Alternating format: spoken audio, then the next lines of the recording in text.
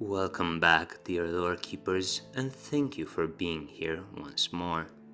Oh, the sweet and tantalizing feeling of waiting for something that is about to happen. That electric sensation that one feels throughout their entire being and to their innermost core. You see, I too am waiting, for just yesterday I have received a heralding ember from Ifri. She informed me that she would be finally coming by today. Who knows what she has found in the blazing archives? Who knows what secrets lie dormant within the deepest fires? Who knows what...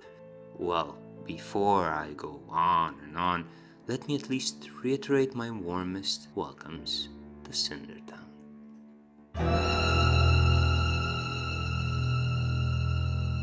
As I was saying, Ifri is about to show up any minute now.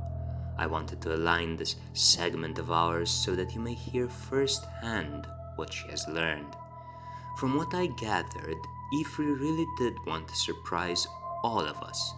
She followed the streams of the Forever Fire through the underground chambers of the library of the 10th Muse. In and of itself, this is no small feat. To accomplish such a task, you have to be akin to the currents of the ancient fire and to resonate with them. It is only through the forever fire that one may roam freely within the library, yes, but reaching the endless chambers that lie below it, that is another story entirely. You see, dear lore keepers, several others have attempted the resonance, but very few actually succeeded. A certain Nero was once convinced of the sacrificial powers of the forever fire and attempted to link to it by burning down almost an entire city. Unfortunately for him, fire is not the malevolent force he had assumed it to be. There was undoubtedly no resonance for him, as opposed to someone who stumbled on it by accident, or misfortune I should rather say. Such was the case of a certain Jean. So many stories, so many nuances to the same truth, and so little time.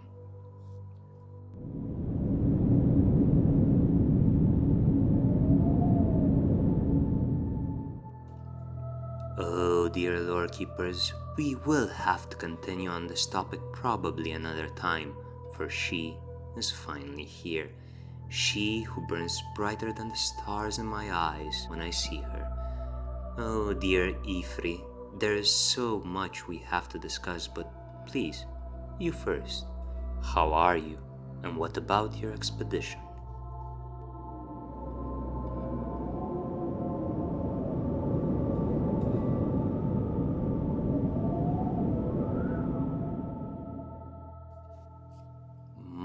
My, now this will be a treat indeed.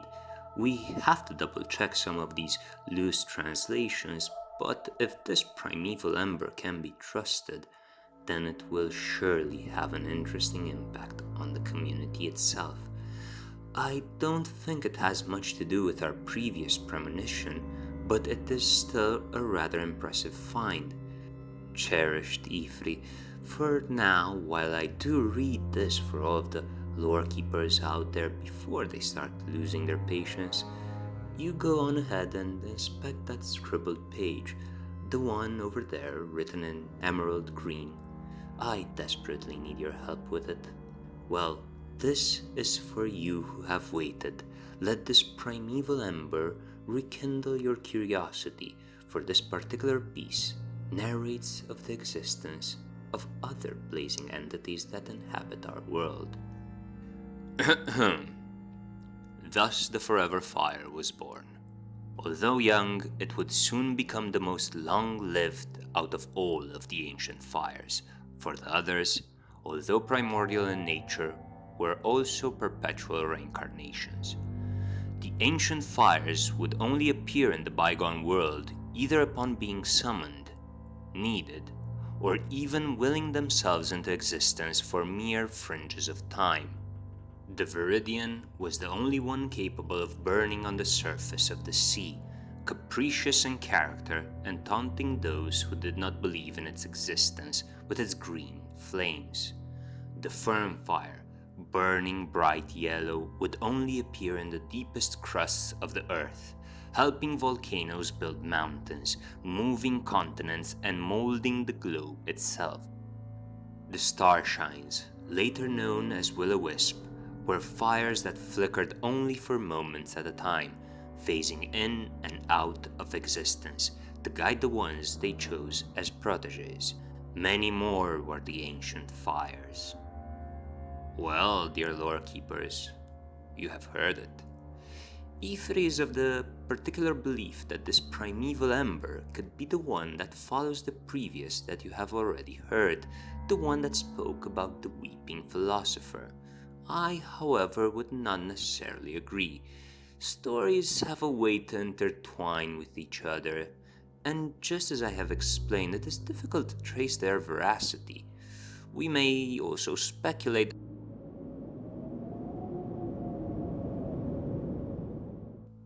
Yes, of course, Ifri. We do have much to discuss before actually reaching a definite conclusion. I do agree on that. Also, I have to explain to you the reason behind the riddle. I am afraid, dear lore keepers, that these pressing matters cannot wait, so our time together has to be cut short once more. Do not fret, however.